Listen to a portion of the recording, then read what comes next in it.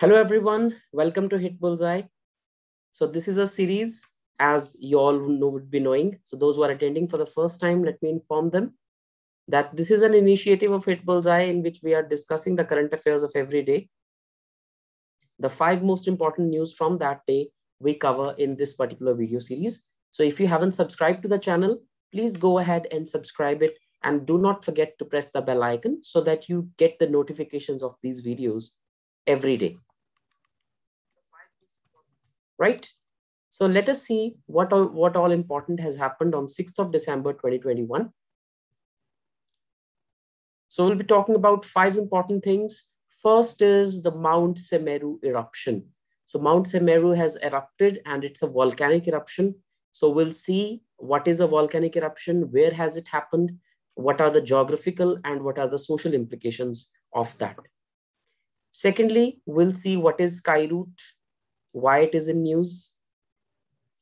Thirdly, a very unfortunate incident has happened in the state of Nagaland, where the security force, in a case of mistaken identity, ended up killing more than 14 civilians in a gunfire, and also a Jawan lost his life. So we'll see all those people belong to Konyak tribe. We'll see what is Konyak tribe, where does it live, and what are its stakes with the government.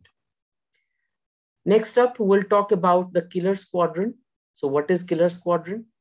And finally, we'll talk about the joint exercise equivalent, with which country or between which countries this exercise takes place, where is it happening this year, and all other important facts for your exam point of view. Let us start with the first one. So first is Mount Semeru eruption. So Mount Semeru is in Indonesia. So this has erupted and it has killed at least 14 persons and has left dozens injured. So actually, volcanic eruption is one of the most profound geographical phenomena found on Earth. It is also one of the significant contributors of climate change through natural ways. So natural ways, if the Earth is warming up, it is because of such sporadic volcanic eruptions. And Mount Semeru is in Indonesia. As you can see here, this here is the map of Indonesia, and here is Mount Semeru. So what is the meaning of Semeru? First of all, it's an active volcano. So volcanoes can be of 3 types.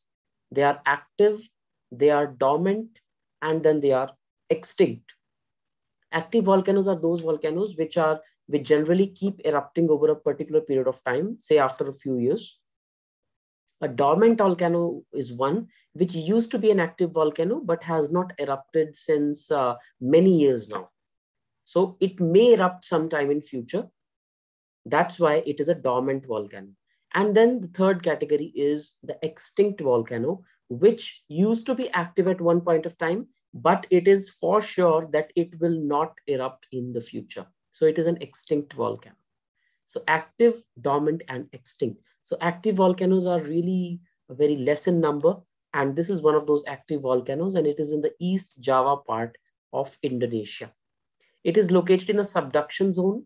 That means where one continental plate is going below the second continental plate, a subduction zone, where the Indo and Australian plate subducts under the Eurasian plate. So the India-Australia plate, basically the entire world is made up of major and minor plates. And Indo-Australian plate is subducting under the Eurasian plate at this place.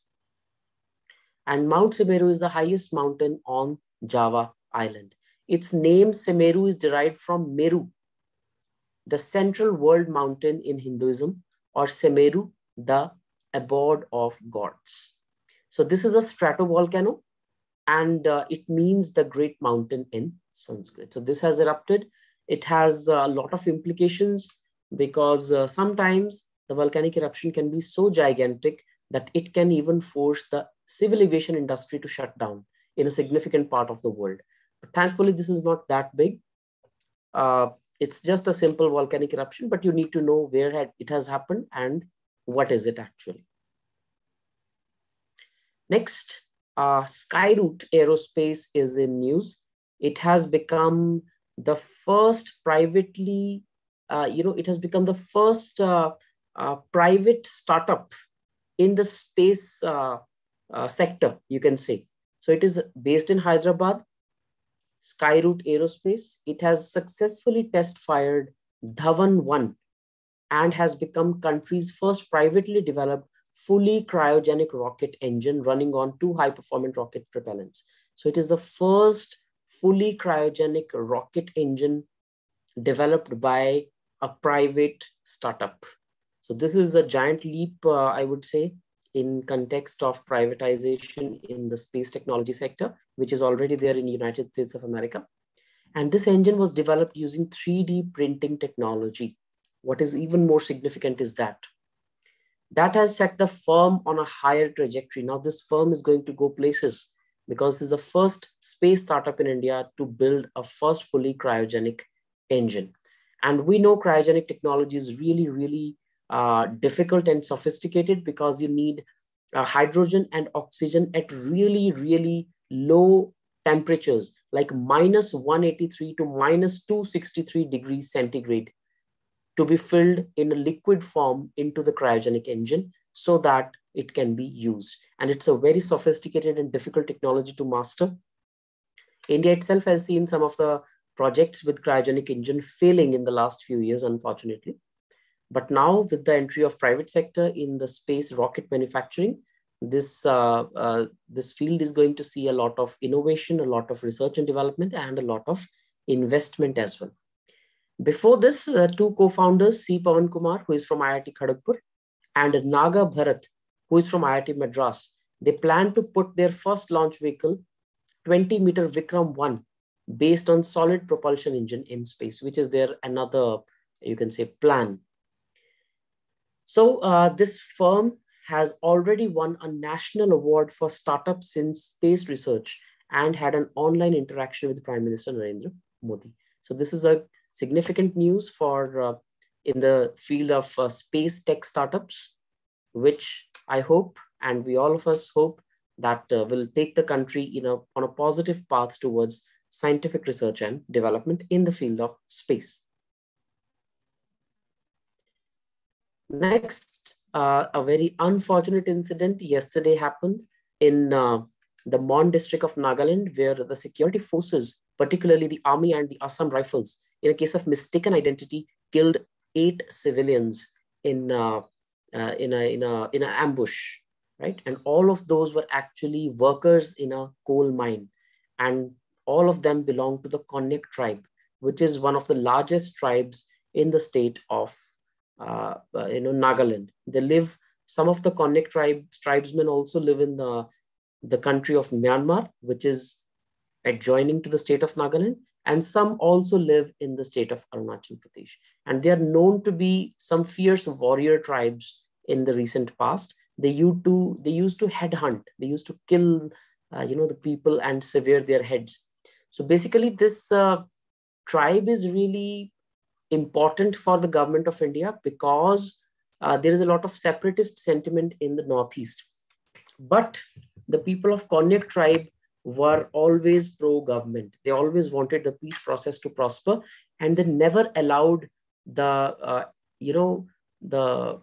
organization National Socialist Council of Nagaland to strengthen its position in this part. So it was always pro-government, and it never allowed militancy to take roots in this part of the state. So Konyaks are imperative for a smooth resolution of Naga peace talks as well. So that's why it remains to be seen what action the government will take. And today, the Union Home Minister, Mr. Amit Shah, has admitted in the parliament that it was indeed a case of mistaken identity by the armed forces. So now it remains to be seen what the inquiry commission comes at, and whether the perpetrators are brought to book. Only then the people will, accept any apology from the government. Otherwise, they are furious, and they, set on fire a camp of army in that part of the state. So this tribe is really important for the government's peace plan in Nagaland to succeed. And the government needs to take really concrete steps to address this particular mishappening and to punish those who are responsible for it. Next, President Ramnath Kovind will award the president's standard to the 22nd Missile Vessel Squadron, also known as the Killer Squadron, at a ceremonial parade to be held at Naval Dockyard, Mumbai. So it is going to be the 22nd missile vessel, and its name is Killer Squadron. So this is going to be, given to the country by President Ramnath Kovind. If we see something about this missile vessel squadron, it is the 22nd Missile Vessel Squadron, and it was formally established at Mumbai in October 1991. The genesis of Killers dates back to 1969 with the induction of OSA-1 class missile boats. Actually, if I tell you something in honesty, you do not need to go that much into detail. This is just for those who are preparing for maybe a bit of a higher level exams where statement-based questions are asked. You just need to know that this missile vessel squadron has been inducted, and it is this 22nd in its field. And what is the President Standard? Now, that is what you need to know. What is it? The President Standard. It is the highest honor bestowed by President to a military unit in recognition of the service rendered to the nation. So it is like a very high, or you can say highest recognition by the President of India to any military unit. The Indian Navy was awarded President's Colors on 27th of May 1951 by the then President, Dr. Rajendra Prasad. And the President's Standard is the same honor as President's Colors, awarded to a relatively smaller military formation or unit.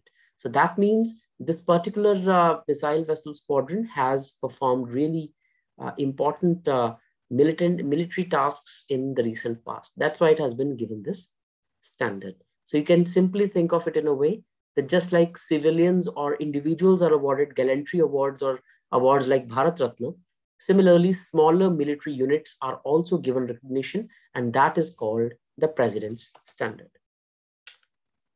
And finally, another news related to defense, the 11th edition of military exercise Equivalent between India and Maldives is really, really important.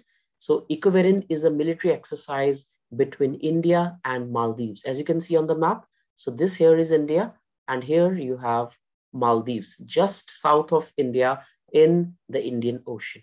And this exercise has been conducted, will be conducted from today for the next 2 weeks at Kardu Island in Maldives. So it's a 2-week-long exercise, will go on till 19th of December.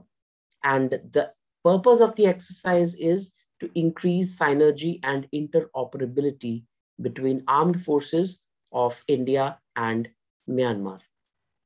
The purpose again is to understand transnational terrorism across borders at land and at sea, because we know that Indo-Pacific region is becoming really, really important for the last few years, for the last few months specifically, since when China's activities have increased in the region. So India is trying to engage countries like Sri Lanka and Myanmar and Seychelles and countries like Myanmar, where it is trying to engage militarily so that security in the Indo-Pacific region can be strengthened. And India becoming a part of Quad and new Quad is also an indication towards that. So their main aim is conducting counterterrorism, counterinsurgency operations, sharing their best practices through rigorous training. And it also includes cultural activities and sports activities so that cultural and people-to-people exchange between both the countries can also improve. The exercise is a way to strengthen India's relations with Maldives and to take care of the security dynamics in the Indian Ocean region. We know China is already making inroads in the region. It has taken a project in Maldives already, the East Container Terminal. It has already made inroads into Sri Lanka. So India is also trying to engage all these neighbors and is trying to keep an eye on China in the Indian Ocean region. So all this is a part of that strategy. And of course, there is Indian foreign policy of neighborhood first also. So that is it. That is what exercise Equivalent is all about. Thank you so much. If you think the video was valuable to you, please like the video, hit the bell icon, and share it with your friends so that they can also take benefit from the same. So that was it for today. Thank you so much. This is me, Manish Mittal, on behalf of Hitbullseye, signing off. Thank you and take care.